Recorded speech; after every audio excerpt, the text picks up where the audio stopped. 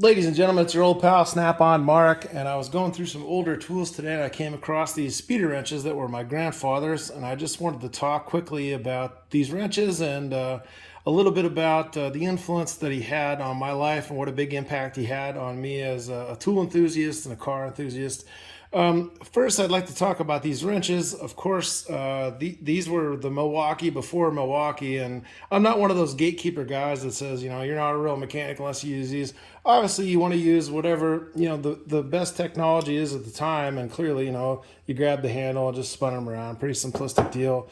And my grandfather used to have a saying that made me laugh. He would say, the Native Americans threw out the bows and arrows once they found out about the Winchester rifles.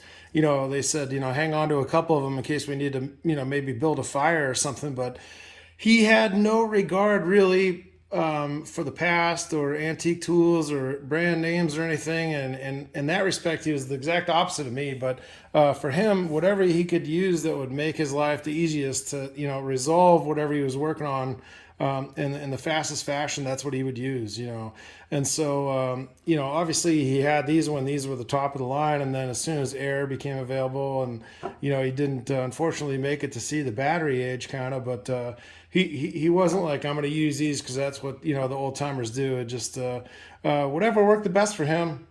And I guess there's a big lesson to be learned from that in my mind. It's one of those things where, the most experienced mechanics and technicians are able to recognize the value of a tool regardless of the brand name. And if you look through their boxes, it's usually a pretty eclectic mix of things. And like I say, they're able to pick out what's going to work, what isn't going to work, and how much money they need to spend on it. And my grandfather came from a family of 15 kids during the Depression, so if you don't think he knew a thing or two about value, then you're dead wrong. So he wasn't looking to throw his money away on something that wasn't going to drastically improve the situation. So let me talk quickly about these. There's two rights. Two rights don't make a wrong. They make a Blackhawk. That's a terrible joke, but there are two Wrights, a half-inch drive, 3/8 drive, and then he had a Blackhawk 3/8 drive. And I don't know how many people are aware of this, but with Wright, they had a date stamp similar to what Snap-on did. And if you look at the ones built from 1940 to 1960, and I'll see how good I can get this to focus here. You'll see the 5.6 there, and it's got the plus signs, suffix, and prefix. And so this was built in 1956. These ones are pretty easy. The 1940s to 1960, that's basically what they use for their sockets and their wrenches.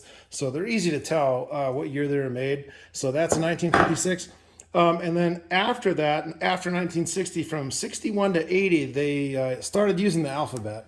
And this is an example of that. You can get a chart similar to Snap-on's chart. And if this will focus in, you can see that's a T. And if you check out their chart, it's a 1977. So I'm a 1977 as well, and I'm not good at rudimentary math, but I can tell you it's 45 years old just because I'm 45 years old. So pretty neat stuff, though, that those had those. Blackhawk is a little bit more difficult to date.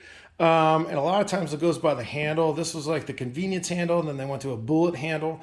But the early stuff, like this one, is a little bit easier to date because you can go by the patent.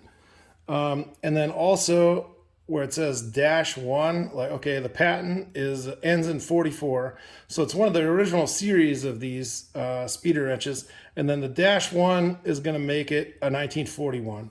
So this bad boy is a 1941. So how cool is that? I'm sure all of these have seen a lot of action, and the speeder wrench kind of predated, obviously, air tools and definitely battery power tools, and they were the way to go if you were going to do oil pans or transmission pans or differential covers or valve covers or intake manifolds or cylinder heads or timing chain covers. I'm just kidding. I was going to ramble on, and because I think I'm funny, but I'll stop. I'll stop for everyone's sake, but just pretend like I kept rambling on and it was hilarious. Okay, but you get the idea. Any part that has a multitude of bolts, this was the way to go back in the day. So.